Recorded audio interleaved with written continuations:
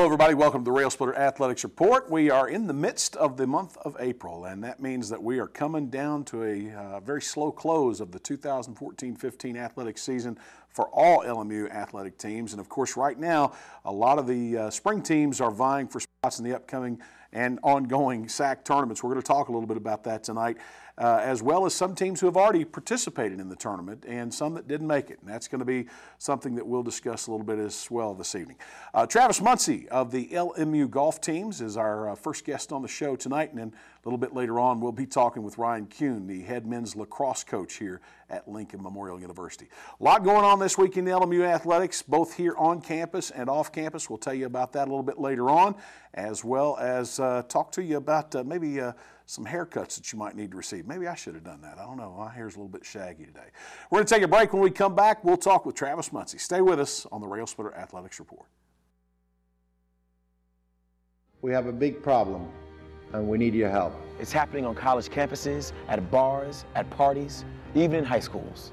It's happening to our sisters and our daughters, our wives and our friends. It's called sexual assault, and it has to stop. We have to stop it. So listen up. If she doesn't consent, or if she can't consent, it's rape, it's assault. It's a crime. It's wrong. If I saw it happening, I was taught you have to do something about it. If I saw it happening, I speak up. If I saw it happening, I'd never blame her. I'd help her. Because I don't want to be a part of the problem. I want to be a part of the solution. We need all of you to be part of the solution. This is about respect. It's about responsibility. It's up to all of us to put an end to sexual assault. And that starts with you. Because one is too many.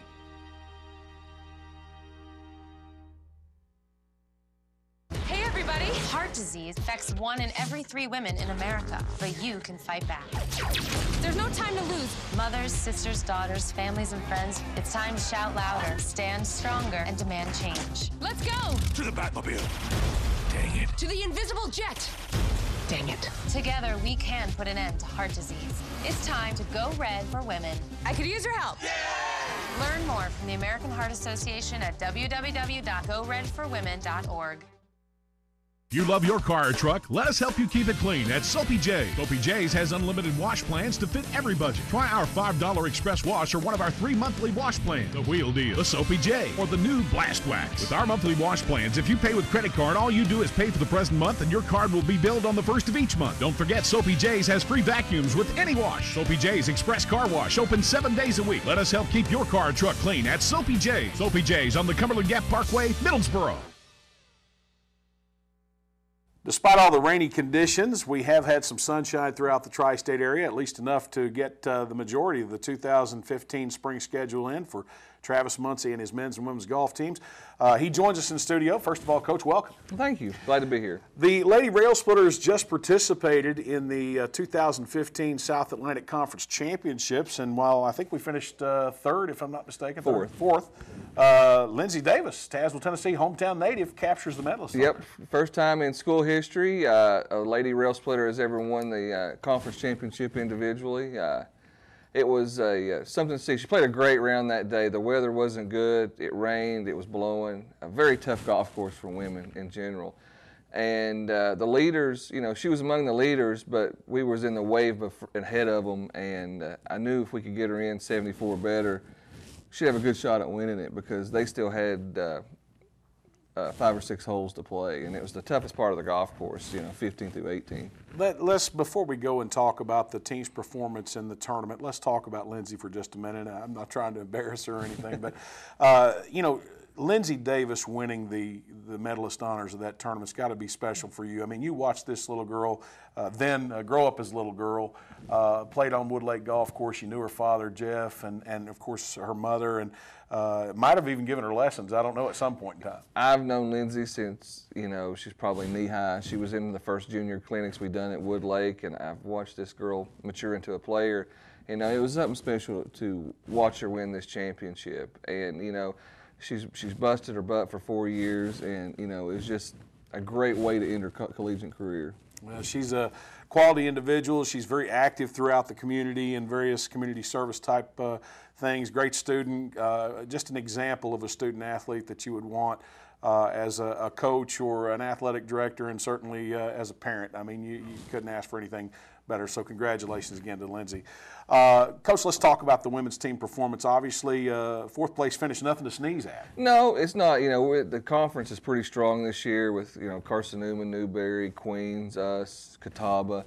You know, it was really strong, and we wasn't in the best health going into this last tournament. You know, just about everybody on the team has been hurt. You know, Lindsay twisted her ankle at a prior tournament. Danielle had a wrist injury, had a couple rib injury, you know, from swinging. And, you know, wasn't in the healthiest team going in, but we were playing well. And we just fell a few shots shy those first 2 days and got us in a little bit of a hole. But we moved that last day. We got up past Queens and played really well those first few days. You've been around the collegiate game as a head coach for a long time now. I know you played your share of rounds as a player. Have you, in your years of experience, have you been able to determine that there are some courses that players just don't play well on, or teams just don't play well on? Yes, as a matter of fact. And, you know, we played fairly decent up at Sevierville. I mean, it's probably not one of our favorite golf courses. You know, depending on the type of game your players have, if you can carry it a long ways, you know, if you're used to fast greens, you know, Sevierville is a very intimidating golf course visually. I mean, it's tight, it's long.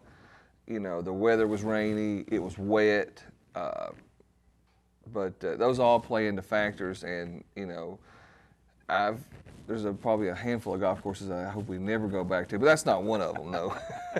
Well, clearly, I mean, you know, I don't want to say that it's a home event for you, but your team has played it before, you know that. But more than likely, Carson Newman, Tusculum have also played it, possibly Brevard, you know, in recent years. But that said, having finished fourth in this year's tournament, what do you see that this team needs a year from now in order to make that move up to the upper echelon? Well, you know, the women's team, you know, we're in a slow progression. You know, we finished 8th last year. We've moved to 4th. So, you know, we're right there, you know, to contend for titles from here on out. You know, we're getting the caliber players that we need. We're playing well, you know, and, you know, hoping that the golf course fits our play. You know, and it always comes down just between a few shots, you know, here and there. And, you know, women's golf is a little more volatile. I mean, if you looked at some of the scores, I mean, some girl might have shot 78 one day, then 88 the next. You know, it's a little more volatile than men's golf because just the conditions and the way the course plays. How is as far as recruiting goes, when you're competing with Carson Newman and Tusculum locally, I mean, obviously you're trying to get the best players the area has to offer. What do you personally use as a selling point to try to entice that kid to come to Lincoln Memorial? Well, our facilities speak for themselves. I mean, from a facility standpoint, there's not many Division I schools have what we have. You know, we try to use that to our maximum. You know, with our increase in scholarship dollars, our facilities, you know, we're alluring the best players to come in to play at Lincoln Memorial. You're seeing footage here from the LMU driving range and chipping greens, putting greens, etc. These are some of the facilities that Coach Muncie was talking about just now. You know, if you're a resident of the Harrogate area in particular and you drive by Lincoln Memorial or you turn on that entrance of campus and you see this down there, it would be easy to assume that that's open only to LMU students or LMU golf teams, but in fact it is open to the public. It is open to the public. We're shut down right now. We're in the construction phase. We're getting a new field house or clubhouse, as you say. It'll, you know, have a pro shop, locker rooms for the kids, and a classroom for the PGM program.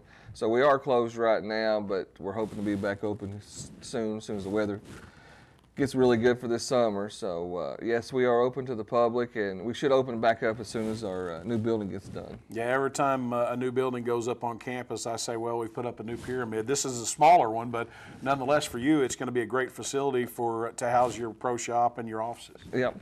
It's going to be a really good addition, you know, to the program to have to complete our indoor facilities with locker rooms and offices for the coaching staff. All right, let's talk about the men's team. Now, obviously, their upcoming SAC championship is this next week. You'll go over there Sunday. You'll play Sunday, Monday, Tuesday, if I'm not mistaken.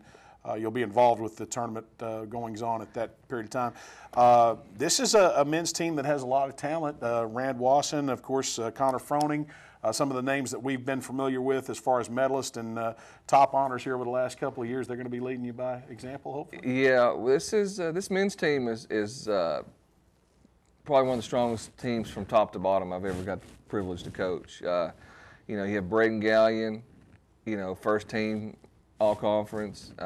Rand Wasson, Player of the Year last year, first team All-Conference. Connor Froning, SAC Tournament MVP. And you got George Duncan and Curtis Campbell. Those great additions to the golf team. Both of those guys are sophomores that have just absolutely been assets to the golf team.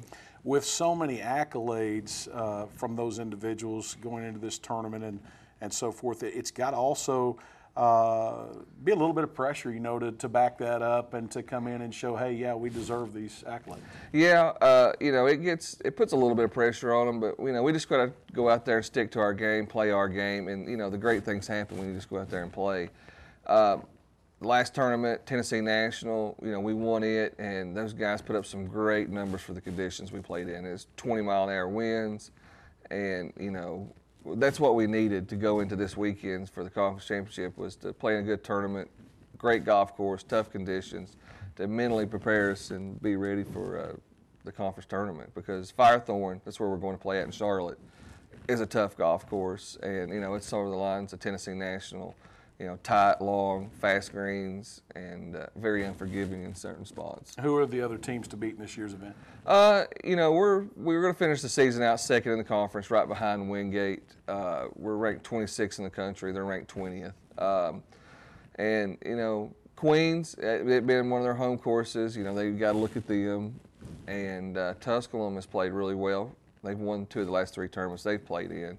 So you know, it's up for about anybody's grabs. Everybody's got pretty strong teams, but you know, I feel top to bottom, we're probably the strongest team there. So I hope we can go out and just play our game and bring us home another ring. Again, action gets underway officially, I think Sunday or Monday. That's over in Marvin, North Carolina, officially just outside of Charlotte area. And we want to wish Coach Muncie and his teams the best luck. And folks, want to also, before we close things out with Coach Muncie, remind you to come on down on the LMU campus, check out the progress on the new golf facility, the building down there. A lot of progress here in the last couple of weeks. Block building going up, and I'd say he'll be up for business before you know it. Coach, yep. Good luck. Appreciate it. Thank you. All right. All right, we're going to take another time out. When we come back, Ryan Kuhn of the LMU men's lacrosse program joins us, and we'll talk about that one of the newest sports here at Lincoln Memorial. Stay with us here on the Railsplitter Athletics Report. You make me wear my bike helmet. You taught me never to run with scissors. You tell me to stay away from drugs. To always buckle my seatbelt. And to follow the swimming rules. You're always looking out for me and trying to keep me safe. So why do you keep a loaded gun in your drawer? Here in the garage. Closet. Shoebox under the bed. Where anyone can get to it. How safe is that? How safe is that? How safe is that? You asked them to follow some safety rules. Now they're asking you. In fact, they're counting on you. Never let your gun get into the wrong hands. If you own a firearm and are not using it, please be responsible and be sure that it's stored in a safe place. Remember, always lock it up. For more information on firearm storage safety, visit ncpc.org. You can be a hero by being prepared for an emergency. First, make a plan. Call a family meeting to plan for things like how to connect with loved ones after an emergency. There. Or your escape route. I am not fast. Build a kit. When disaster strikes, it's important to have enough supplies to last 3 days. And don't forget the batteries. Low battery. Number 3, know the facts. From blackouts to floods, no matter the emergency, the more you know about it, the better you can deal with it. You're gonna need some upgrades. Number 4, get involved. Lend a hand in your community to help others know their role in an emergency. You guys, do you feel this? We're gonna be heroes! You can be a hero by being prepared. Yes! Visit ready.gov/kids for more preparedness tips. Welcome back to the Railsplitter Athletics Report. Ryan Kuhn of the LMU Men's Lacrosse Program joins us. Coach, welcome. Thank you for having me. Well, the 2015 inaugural season of Lincoln Memorial University Men's Lacrosse has come and gone, and a lot of milestones reached this year. I don't think that there were any delusions that we would come out and run the table and go and win the national championship in the first year. But I know for you personally, starting this program from the ground up, it's been a pretty proud season for you. Absolutely. I mean, to kind of think a year back, I think I was sitting in this same chair, and we're talking about all the things that we want to put in place to have this season go forward. You get caught reminiscing a little bit. I mean, to think back a year ago, there wasn't a lacrosse ball to be found, a lacrosse stick to be found, there wasn't a net, there wasn't anything. And to see kind of where we were to where we are now, it's been pretty special, pretty exciting. Obviously we fell short of our goal this season, but I think there's a lot of stuff to be proud of, and it was a season of firsts, and it won't be a season of lasts, that's for sure. I think if there was a lacrosse stick to be found anywhere around, Bill Porter would have had it down in our sports information office. He's somewhat of a guru for that type thing. Let's go back, Coach. I mean, you and I had the opportunity to sit down in the office a little bit before the show and talk about some things. Looking back at the 2015 season in retrospect, if you had to do anything different, what would that be? It's kind of at a point now where we're sitting there, and like I said before, we didn't reach our goals, which was to make the SAC tournament. Which in terms of what we were doing, I thought it was a very realistic goal. So we're kind of reassessing everything and making some changes moving forward. But in terms of everything, I think a lot of what we had planned was kind of thrown out the window with the bad weather that we had gotten, towards the end of January, February, and into February. So, we were in the gym for basically an entire month. I think that whole stretch for a month, the only time we were ever out on a field was when we were actually playing games. So we were stuck to the confines of Mars Gym, which most people can see that it's not a regulation lacrosse field. So I think moving forward, one of the things that I'll do and that the staff will do is have a better contingency plan for the bad weather. This particular footage we're watching is of the Railsplitters match with Tusculum, I believe. In terms of the conference, people who don't really know a lot about sports or lacrosse in particular might look at your in-season record and say, well, they didn't do that well. But in reality, you and I talked, and in the Wingate match or the Wingate game, you actually led them at halftime. So the margin of difference is really from where you are now to where you want to be is not really that much. I mean, to be honest with you, we had 5 one-goal games this year. We lost, I think, 2 or 3 others by less than 3 goals. So in reality, a couple of plays here or there. I mean, at the end of the day, there's still losses, but we're about 12 goals, which in lacrosse, I mean, for 6 or 7 games, we're the margin for error is very slim. We could easily be 10-4 as opposed to being 4-10. 30-man roster for 2015. You've said that that's going to increase by 2016. Yes, we have 20 young men coming in to kind of add on to what we have for our program, and we've addressed the needs that we've had. I think going up against some of the more established programs, we had some issues with depth and everything like that. So that's some of the things that we addressed, especially at the midfield and at the attack position. We were asking a lot of freshmen to do a lot of different things throughout the course of the year. And I mean, as most people that have come out and seen us play, lacrosse is a very taxing sport on your body. It's very similar to football. So we had a lot of guys get hurt throughout the year, and it caught up to us at points. Yeah, that's one of the things that we were talking about a little while ago. Obviously, with 20 more bodies out there on the field, not just bodies, more talent, a lot of talented players, a lot of depth, You'll have that next year. And you just briefly touched on some of the things that I was going to talk to you about, some of the other things that you've identified after the season is now over as to what you need specifically in order to move up to the top of the level next year. You know, I think the plans are in place. We have our, you know, we have our plans in terms of getting our, you know, facilities in order.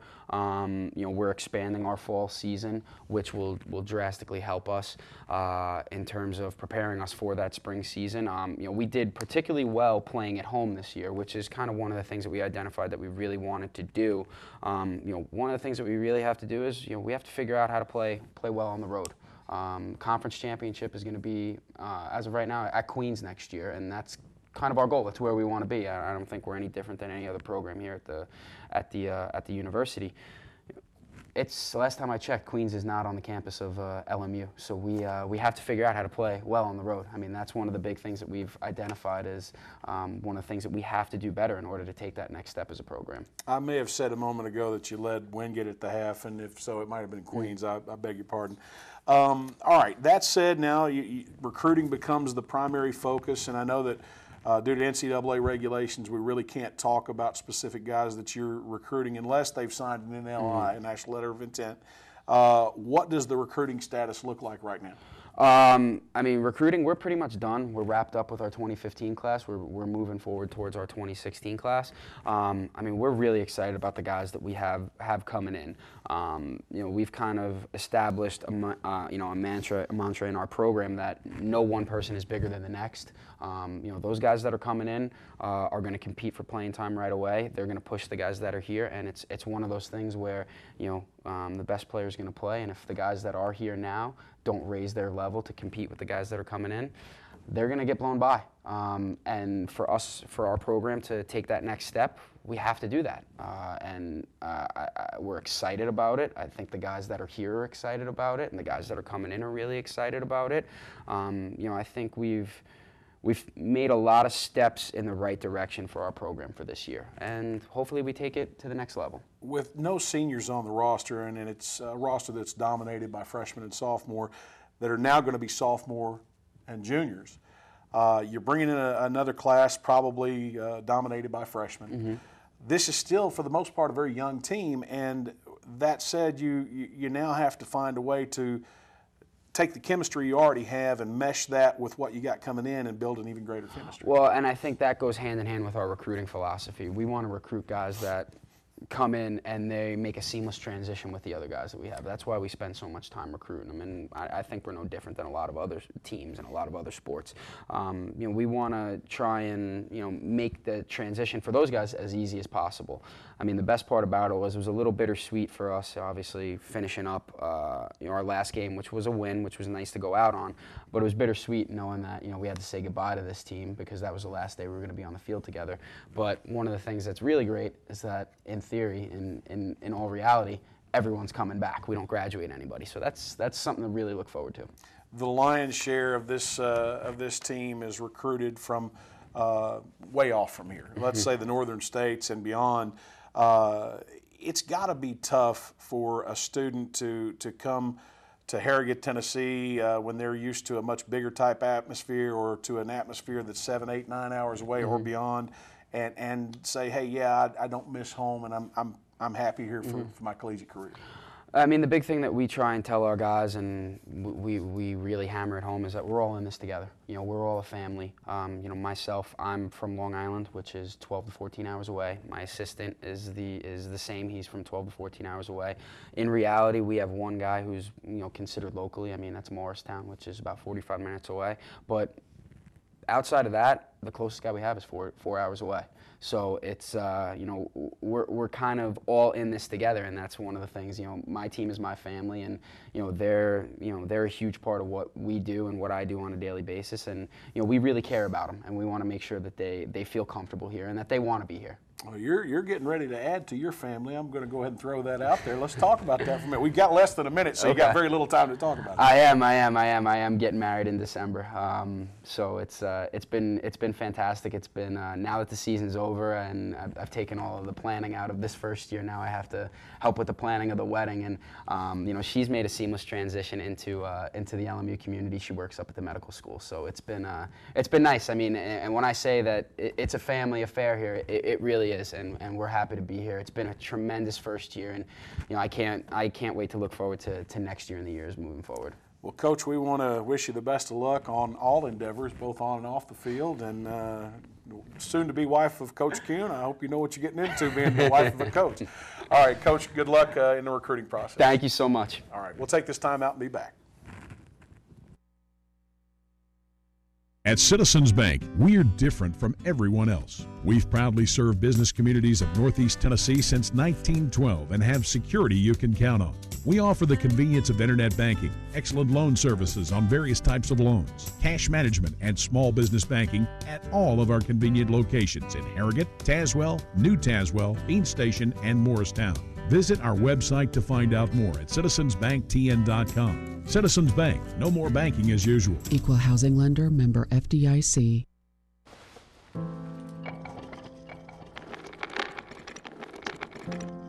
Maybe he's really focused. Hey, Michael. Michael. Maybe he likes spinning the wheels. Maybe he just loves trucks. Maybe he's just being a boy.